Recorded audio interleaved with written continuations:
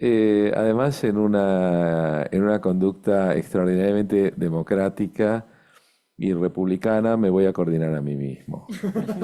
Eh, La autocoordinación. Autocoordinación. Exactamente. Bueno, yo llamé a esta cuestión que quiero presentarles Recuerdos del futuro. Y después van a ver por qué le puse Recuerdos del futuro. Todo el mundo se acordará de aquellos libros que después devinieron en películas, pero acá tiene otro sentido. El mundo sin derecho laboral de las series plutófilas. El tema de hoy se nos fue Natalia Stringini, pero me hubiera gustado que ella estuviera, porque ella sabe muy bien, dado que se dedicó mucho al estudio de Plauto, que la temática de la relación entre los patrones y los sirvientes es una temática extraordinariamente antigua en el teatro, está en el teatro griego y luego es muy, muy rica en el teatro romano. Por supuesto, en ese contexto, los sirvientes normalmente son siervos, ¿no? Pero, cosa que no se va a dar después. Pero las situaciones son muy semejantes y muchos de los nudos, muchos de los gags que aparecen en las series y en las películas contemporáneas, donde se muestra la relación entre patrones y sirvientes, eh, conservan elementos de las comedias griegas, fundamentalmente Plauto, en alguna medida Terencio también. El cine de derecho laboral, como hablábamos en algún momento, es posiblemente el que con algún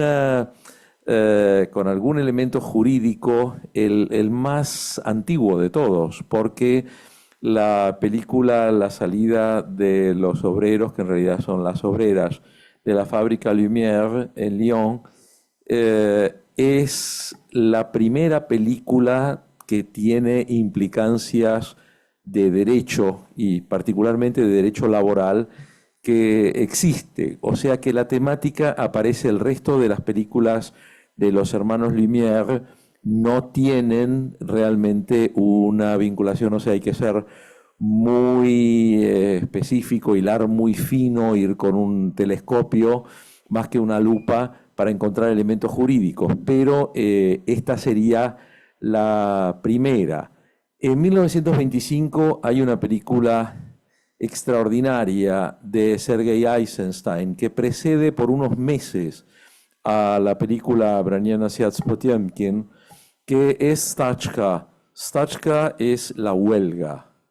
Y de todas las escenas que tiene una escena que anticipa bastante la escena de la escalinata de Odessa, en el sentido de la matanza, porque también participan cosacos, uno se pregunta si son los mismos actores que ya les gustó hacer de cosacos y matar gente, y también participan muchas personas en huelga y se hace un trabajo extraordinario de edición Eisenstein, poniendo al mismo tiempo bueno, la llama vaina en el sentido de carnicería y me pregunto por qué no me está saliendo el sonido, pero no importa.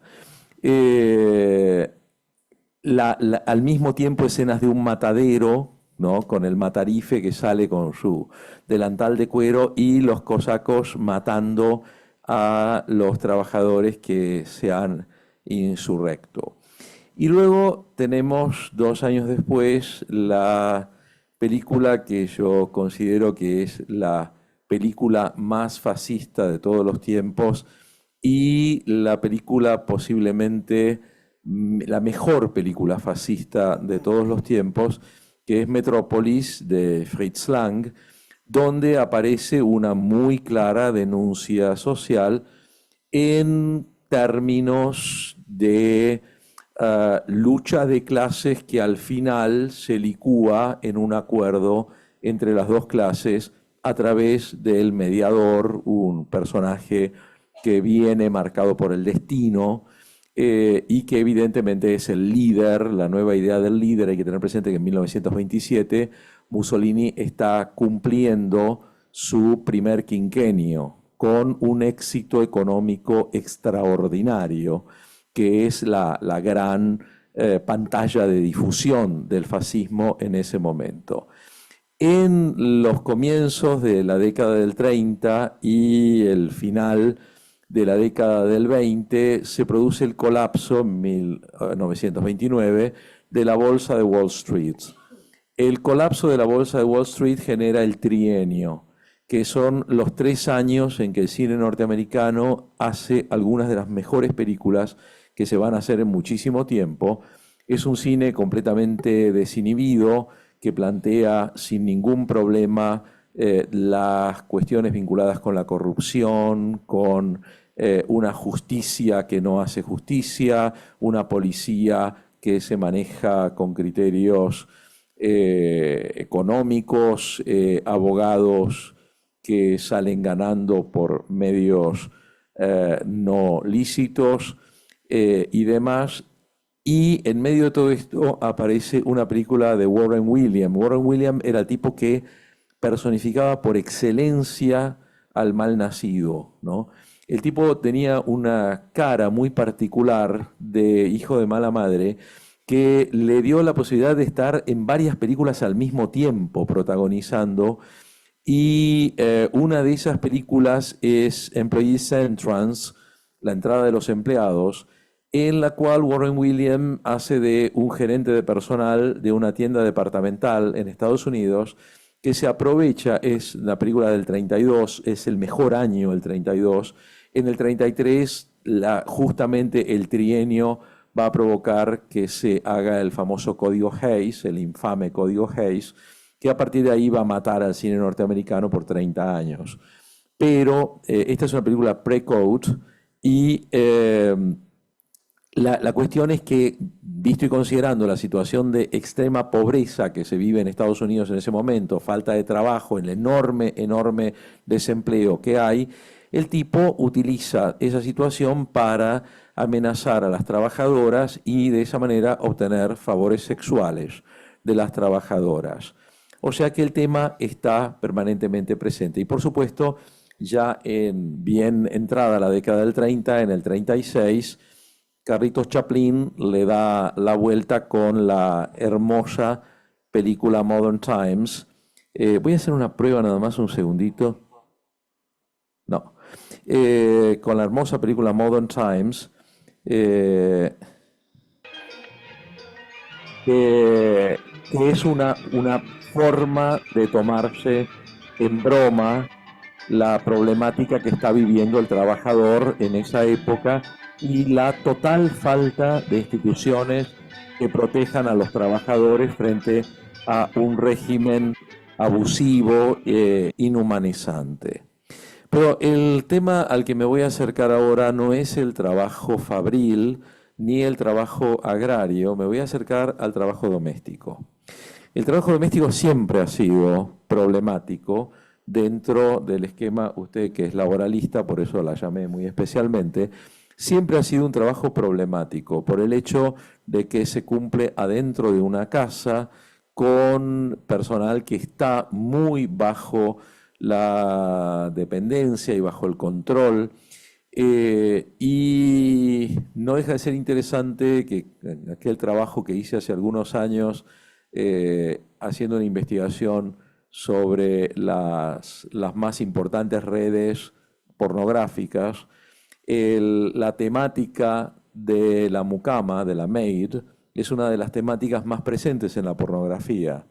De hecho, incluso con algunos elementos que son bastante discutibles y chocantes, como por ejemplo la franquicia del Café Maid, que nació en Japón y que hoy en día tiene sedes en todo lado del mundo, donde señoritas con unos atuendos de mucama sexy atienden a los comensales y evidentemente incentivan que los ratoncitos de los comensales salgan a pasear y a comer queso.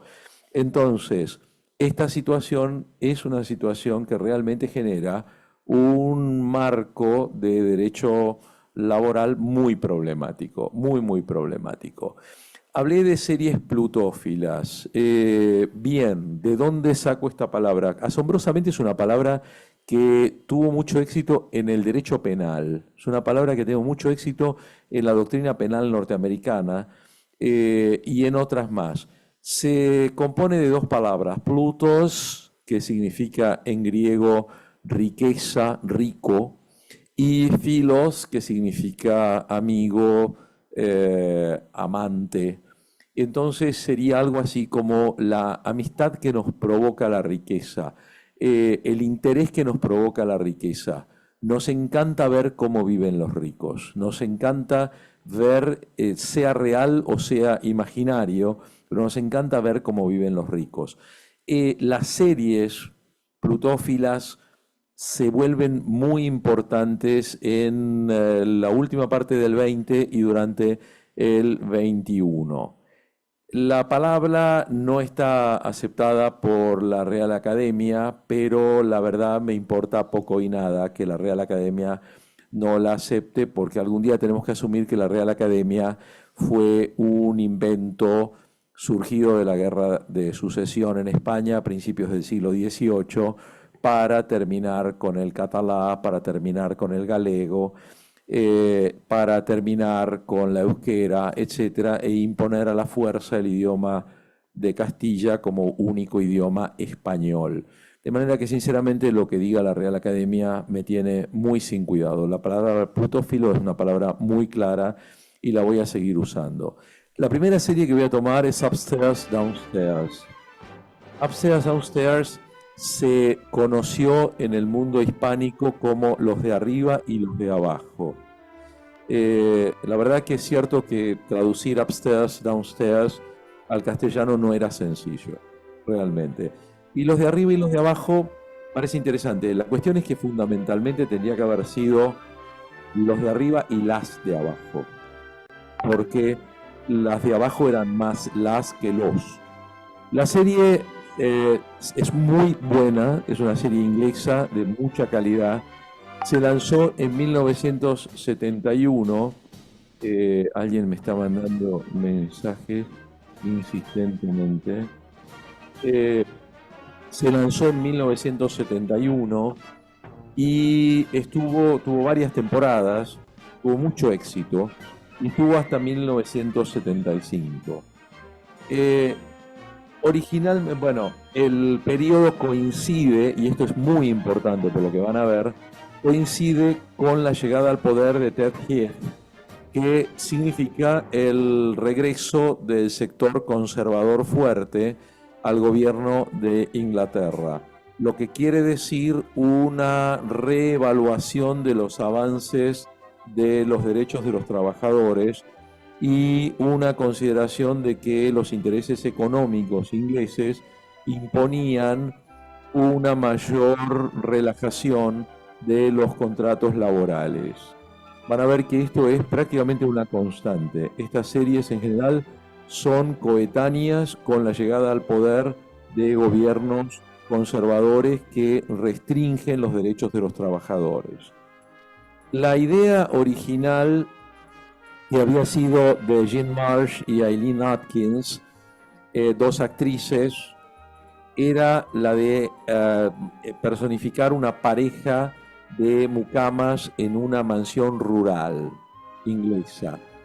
Luego después pasó que Eileen Atkins se bajó, estuvo en la formación del programa pero no lo actuó, y Jean Marsh sí se quedó con el rol principal. Pero claro, en un momento Jean Marsh dice, nos dimos cuenta que no puede haber dos mucamas si no tienen a quién servir. Entonces tuvimos que crear toda una estructura alrededor. Luego, por razones presupuestarias, la producción resolvió que no fuera una casa rural, sino que fuera una casa en Londres, en Belgravia, que es uno de los barrios más caros y más sofisticados de Londres. La escena se ubica entre 1903 y 1930. Son casi 30 años, muy muy fuertes porque involucran la Primera Guerra Mundial, que va a incidir en la serie, y piensen que es Inglaterra, e involucra el periodo de entreguerras después. Es una familia de clase alta, con todos sus sirvientes, con sus hijos además y con sus sirvientes. Eh, la familia por un lado y por otro lado la servidumbre. Se marca muchísimo el diferente tipo de vida que llevan los de arriba y los de abajo, las diferentes actitudes que tienen frente a los mismos problemas, o sea, cómo encaran, por ejemplo, el amor, cómo encaran la visión del dinero, cómo encaran la cuestión de la honestidad, uno y otro, y cuáles son los diferentes motivos de sufrimientos y de alegrías que tienen en un sector y en el otro. Pero lo que se nota fundamentalmente es la presencia abrumadora del poder de los patrones sobre los empleados. Estamos en una época en la que en Inglaterra hay muy embrionario derecho laboral. Muy embrionario derecho laboral. Los trabajadores domésticos están sustancialmente en poder de sus patrones. Tienen miedo, están siempre asustadas y asustados de perder su trabajo, de quedar en la calle en un contexto en el cual si se quedaba en la calle sin una carta de recomendación, no había nada más que hacer. En cuanto a los patrones, pero a veces también la servidumbre, hay un contexto permanente de hipocresía, ¿no? De no decir las cosas que se piensan, mucho servilismo muchas veces por parte de los trabajadores y una notable indefensión de estos. O sea, el sentir que están en las manos de sus patrones, y que por lo tanto les queda obedecer hasta tanto como puedan y hasta lo más que puedan. La siguiente serie que tomo viene bastante después, es Downton Abbey.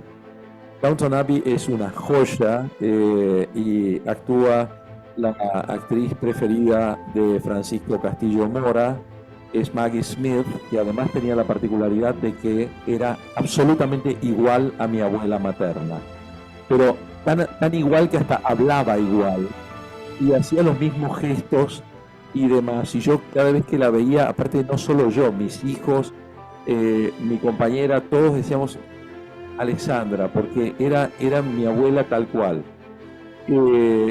Pero la serie Downton Abbey es una serie que surge del 2010 al 2015.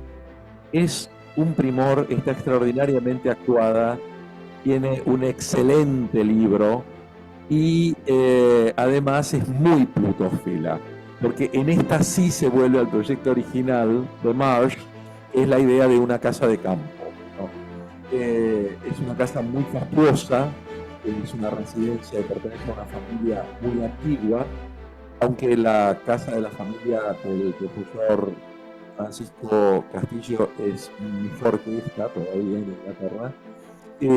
Pero lo cierto es que es la misma época en la que toma el poder David Cameron. O sea, nuevamente volvemos a tener una coincidencia con la llegada al gobierno de Inglaterra del Partido Conservador y una vuelta para atrás de todas las mejoras y de todas las líneas de avance en el derecho de los trabajadores que habían venido en el periodo laborista anterior. O sea que nuevamente se observa esa relación entre el planteo de estas series, la aparición de estas series y esto.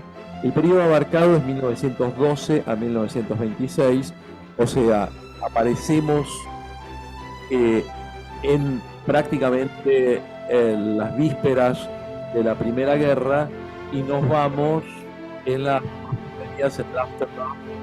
Primera Guerra y cuando todavía falta más de 10 años para que estalle la Segunda. Es para mi forma de ver, a pesar de que no lo han reconocido jamás, para mi forma de ver existe una enorme influencia de la serie Brideshead Revisited, que creo que se llamaba algo así como Regreso a Brideshead en el mundo hispánico, que es la versión televisiva de la hermosa novela de Evelyn Waugh, que es el señor que vemos ahí, que se llamaba Brideshead Revisited también, y que la escribió en 1945. La película es de 1900, la serie es de 1981, y realmente muestra un Jeremy Irons muy jovencito. Fue la primera gran presentación en público de Jeremy Irons, y fue realmente una joya, fue hermosa.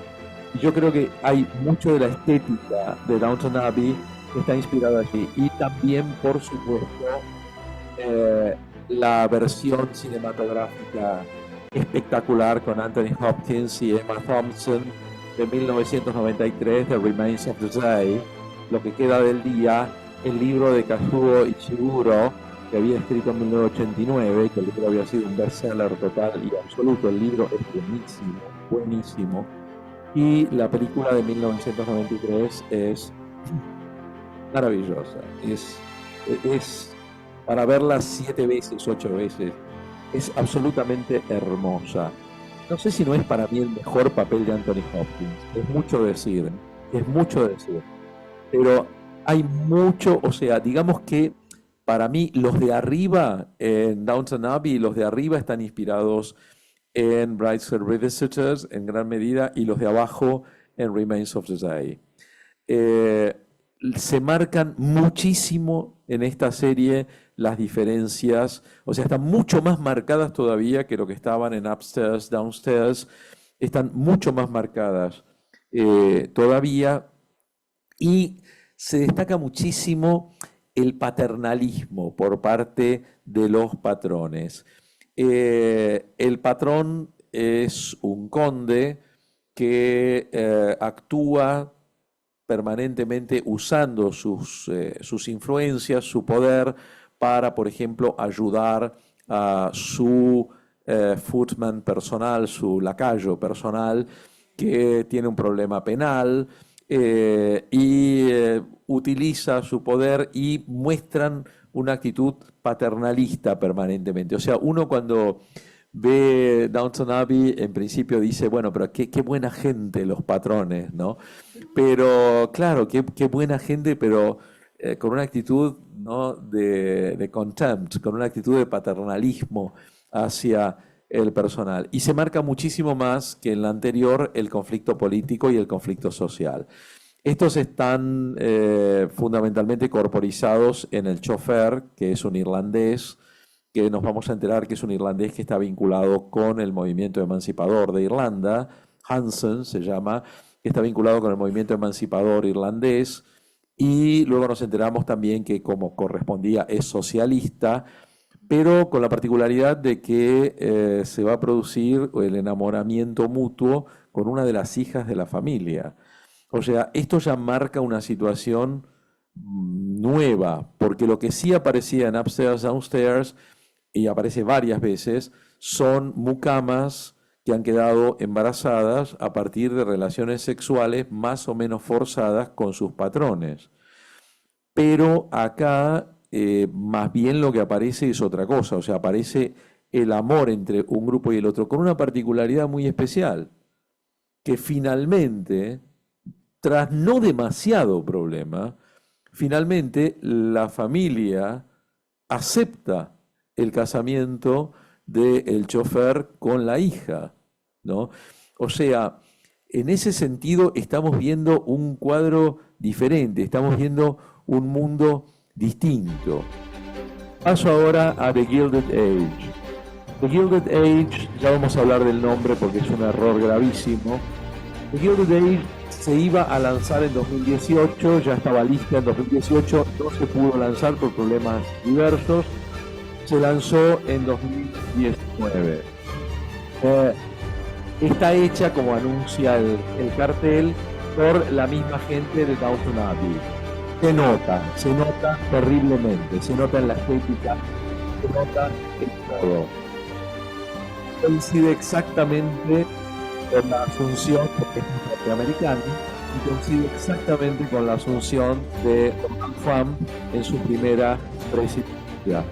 Justamente Donald Trump viene con un mensaje de terminar con el derecho laboral, de que para un resurgimiento, Make America Great Again, es necesario ir a unas relaciones laborales libres sin la protección del derecho laboral. El título proviene de una novela que hicieron Mark Twain, el mejor literato norteamericano de todo el siglo XIX, y Charles Dudley Warner, que no la hicieron totalmente juntos, pero cada uno tomó otras partes de la novela. La novela está buena, yo no la había leído, pero la leí porque vi la serie de Gilded Age, entonces fui y la leí.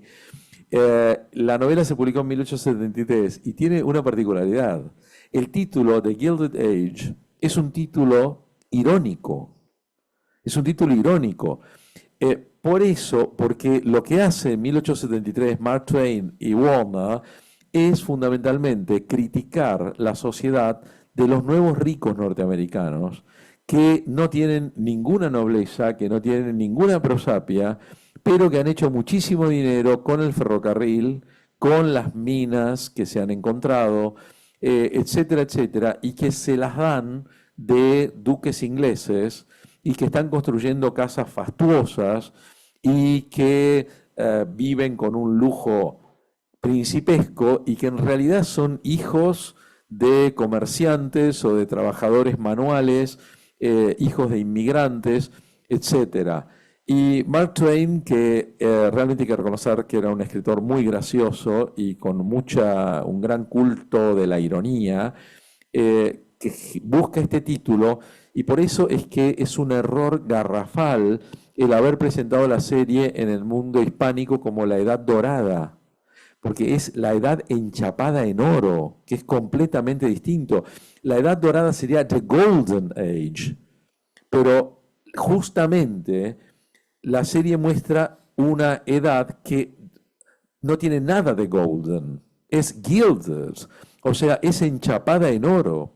Entonces, la verdad es que el título es un título que subleva, porque yo he propuesto alguna vez introducir en el Código Penal de varios países la pena de muerte para las personas que hacen la traducción de los títulos de las series y de las películas.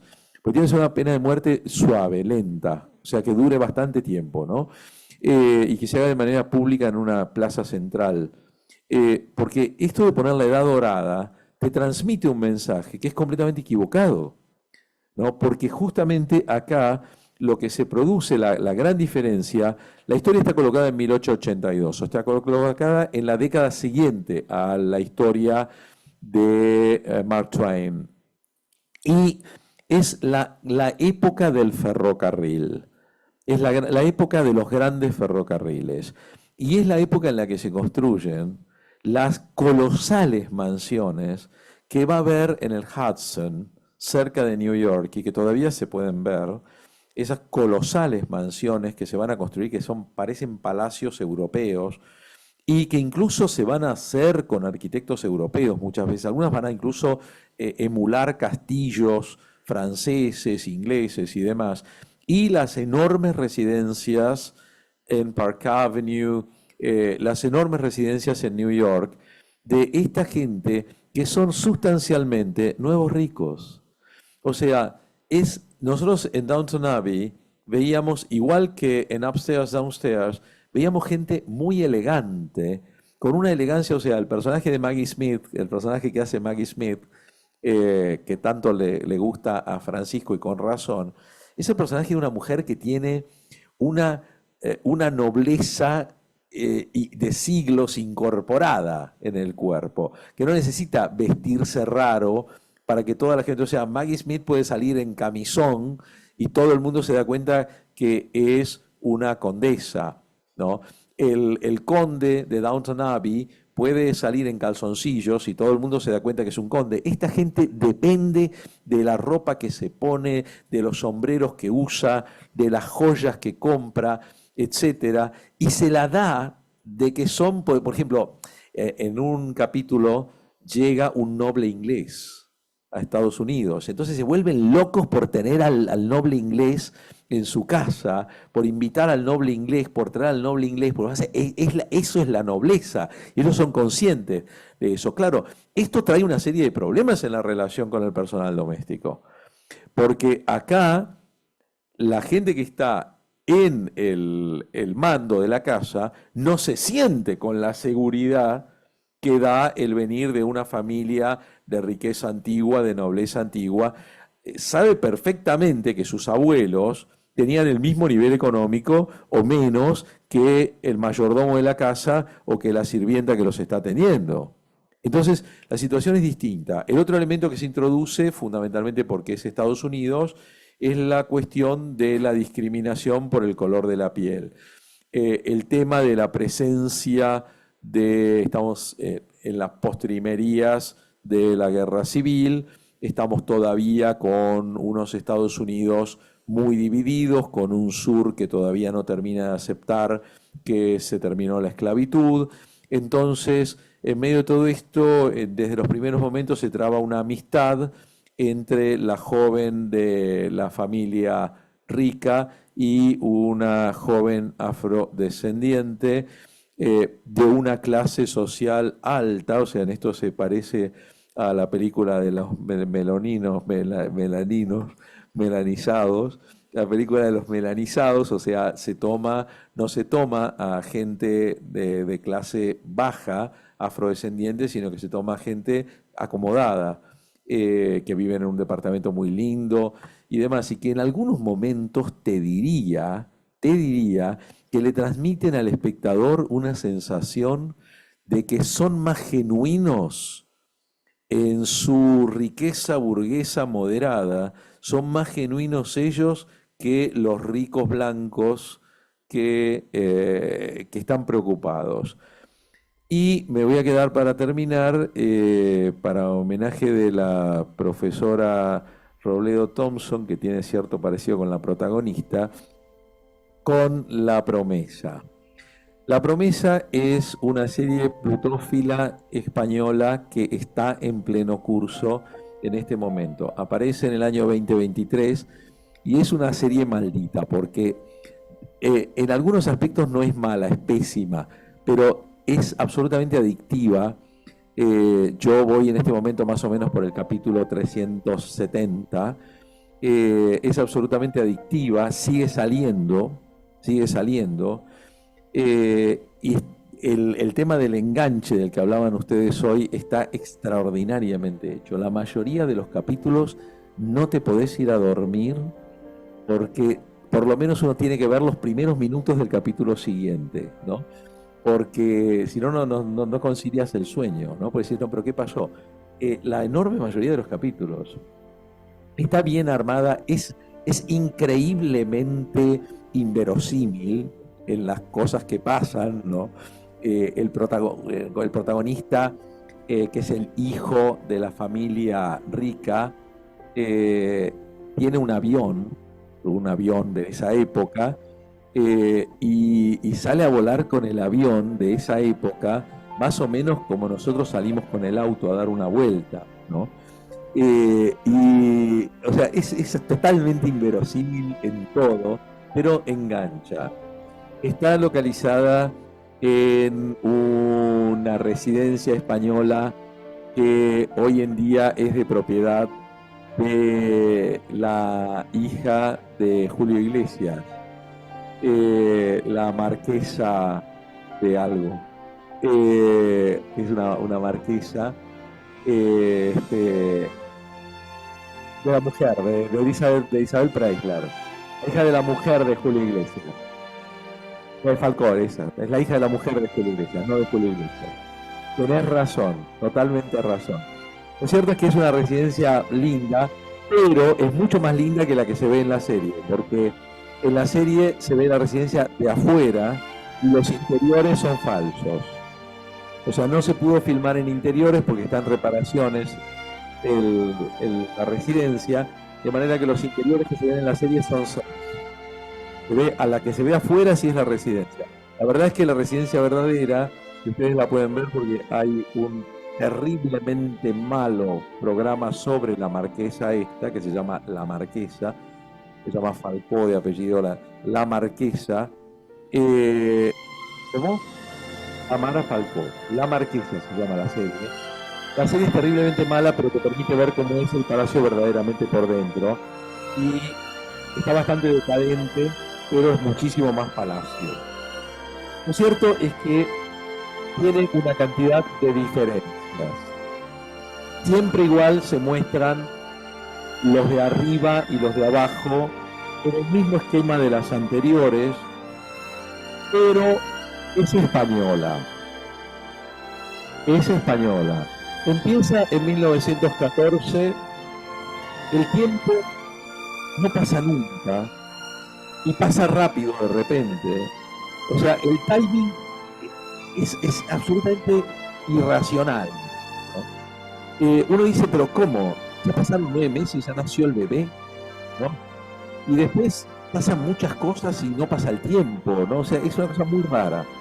Pero es española, o sea que hay sexo explícito, o los españoles no pueden hacer una serie donde no aparezca una pareja traca-traca. Y el sexo explícito es en algunos momentos, como vemos acá, a un varón que es un varón, no es un varón, es un varón, que se le ha puesto gana con estas dos sirvientas y entonces, bueno, pues piqui piqui y al ataque. Y sin, como pueden ver ustedes, las caras de las señoras estas no se las ve con mucha voluntad y ahí el varón está sacando un billetín para ver si con eso puede ganar la confianza de la señorita, que se llama Teresa, pero bueno, aún así tampoco lo consigue. Este tipo de situaciones se insinuaban desde downstairs, upstairs, downstairs, pero nunca se veían. Ahora sí, en la versión, el que ha sido llamado el Downton Abbey español, La Promesa, acá sí las cosas se ven, pero al mismo tiempo también se produce la situación de enamoramiento, que acá no es con el chofer Hanson, sino que es con Mauro, que es un lacayo, y que se enamoran mutuamente con la hija de la familia. Pero bueno, acá no hay que imaginarse nada. Se los ve ahí en la cama y a los besos y etcétera, etcétera. Y no les voy a contar lo que pasa porque me encantaría que ustedes también caigan víctimas de esto, porque siempre el mal de muchos consuelo de tontos y yo soy tonto decidido. Pero lo cierto es que esto aparece, pero al mismo tiempo el rol principal ocurre cuando la profesora Javiera Robledo Thompson se enamora con el personaje del totalmente imbécil hijo de la familia, que es el que tiene el avioncito, ¿no? Que se llama Manuel, y se enamoran, a pesar de que luego él se va a casar con otra señora, que no les voy a contar lo que pasa después, pero se enamoran y ella le dice aproximadamente 3.200.317 veces: lo que sucede es que tú eres un señor y yo soy una simple criada. Esto yo creo que se lo dice más que el saludo, ¿no? Todo el tiempo. Y él responde, a mí me hace reír muchísimo una cosa, que él habla muy parecido al doblaje del Superagente 86, ¿no? Entonces yo en algunos momentos cierro los ojos y me empiezo a reír, porque véanlo, verdad es que él habla de verdad, porque es español y habla en castellano. En cambio el Superagente 86 estaba doblado, pero el que lo dobló hablaba muy parecido y habla de esa manera ridícula que hablaba el Superagente 86. Está muy divertido. Pero lo cierto es que se plantea esta situación donde ni hablarlo de Downton Abbey. O sea, acá ni por casualidad. En un momento creen que el muchacho podría tener una cierta cuestión con una señorita que es una intelectual, fotógrafa, viajera. Fue un lugar tan extraño y tan remoto que se llama Perú. Y todo el mundo, pero hay una cosa espectacular, porque en un momento, o sea, están pintadas tan imbéciles a veces, que la marquesa, que es la protagonista, está muy bien actuado, pero la marquesa, cuando la otra viene y dice, estuve en Perú, dice, ay, ¿qué fuiste a hacer a Perú? Le dice, fui a sacar fotos a Machu Picchu. Dice, ah, ¿qué es eso? Dice, es una cosa que hicieron los incas. ¿Qué eran los incas? O sea, a ver, vamos a ver. ¿Qué mujer de una familia ultra aristocrática, una marquesa de 1916, no sabe lo que eran los incas? O sea, decir, ¿pero qué son los incas? ¿No? O sea, cosa así. Y cuando creen que tiene un romance con esta señora, inmediatamente dicen, pero tú no te puedes casar con ella, porque no es de la nobleza, no es tu equivalente. Entonces, bueno, ahí es el momento que uno dice, no, mamá, quédate tranquila, no es con ella, es con la mucama, ¿no? O sea, te das cuenta que no hay alternativa posible. El otro factor que aparece muy fuerte es el tema de la huelga. La verdad que no aparece tratado de una manera extremadamente seria, pero aparece, o sea, el tema de la huelga, se hacen un par de huelgas, hay discursos políticos, de vez en cuando se usa la palabra socialista, no demasiado serio, pero aparece el tema de la conciencia laboral de los empleados y al mismo tiempo aparecen castigos que parecen castigos arcaicos, pero que posiblemente tengan su sentido. Los patrones dicen lo que quieren y hacen lo que quieren. Le dicen, bueno, a partir de ahora tendrás que limpiar todos los pisos todos los días. Bueno, y la otra está con las manos todas destruidas, tiene que venir el médico para ayudarla. Qué sé yo, a la otra la despiden, la echan sin ningún motivo, le dice, queda despedida, ay, pero ¿por qué me quedo sin trabajo? No te voy a dar cartas de recomendación, ay, pero qué, listo, no se puede hacer nada y demás. Y el tema llega hasta matar a los empleados. O sea, en varias situaciones los patrones simple y sencillamente matan a los empleados con distintas razones, razones que tienen que ver a veces con los abusos sexuales previos o con el hecho de que han tenido hijos con los patrones o que hay que ocultar alguna cosa y terminan matando a al propio personal. Para terminar, ¿qué conclusiones saco del estudio de estas en particular? Y podría haber usado otras series más, pero teníamos poco tiempo. ¿Qué conclusiones saco? Primero, que existe por supuesto, estamos hablando 2023, estamos hablando de la España, donde el PP en alianza con Vox está cada vez más insistiendo en la conveniencia de liberalizar el régimen laboral y retirar las garantías del Partido Socialista sobre los trabajadores. Existe una directa relación entre el aumento del empuje conservador en los países y la presencia de series plutófilas. O sea, estas series donde los patrones hacen lo que quieren con los trabajadores y los trabajadores no tienen cómo defenderse, suelen aparecer al mismo tiempo que en los respectivos países, sea Inglaterra, sea Estados Unidos, sea España, se produce un incentivo del gobierno conservador que abiertamente busca restringir los derechos de los trabajadores.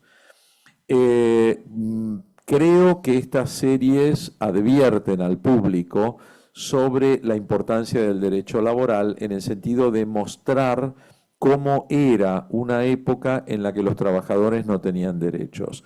Entonces, a través de la exhibición de abusos, de violaciones, de despidos, de todo tipo de saña y sadismo de los empleadores sobre la indefensión, el estar en manos de los patrones, todo esto hace que el público vea cómo puede ser la situación de los trabajadores si no hay derecho laboral, porque el cine y la televisión recurren al pasado normalmente para mostrar el valor del presente.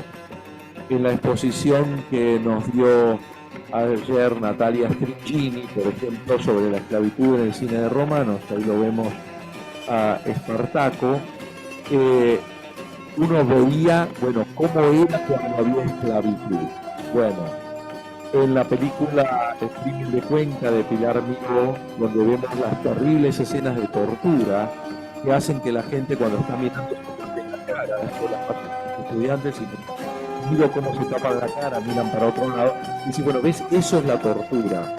Entonces, fíjate, estamos en la España de hace unas décadas donde se podía torturar de esa manera. La famosa serie Raíces, Roots, con el famoso personaje de Kunta Kinte, y es decir, así era la esclavitud hace poquito, hace no mucho, así era la esclavitud. Entonces, en realidad, ¿qué estamos mostrando? ¿El pasado? No, estamos mostrando el presente. El cine y la televisión nos muestran cuáles son los temores y cuáles son las esperanzas de la época en la cual las producciones se hacen. O sea, de qué tenemos miedo y en qué ponemos nuestra esperanza. Eso surge normalmente del cine de cada época.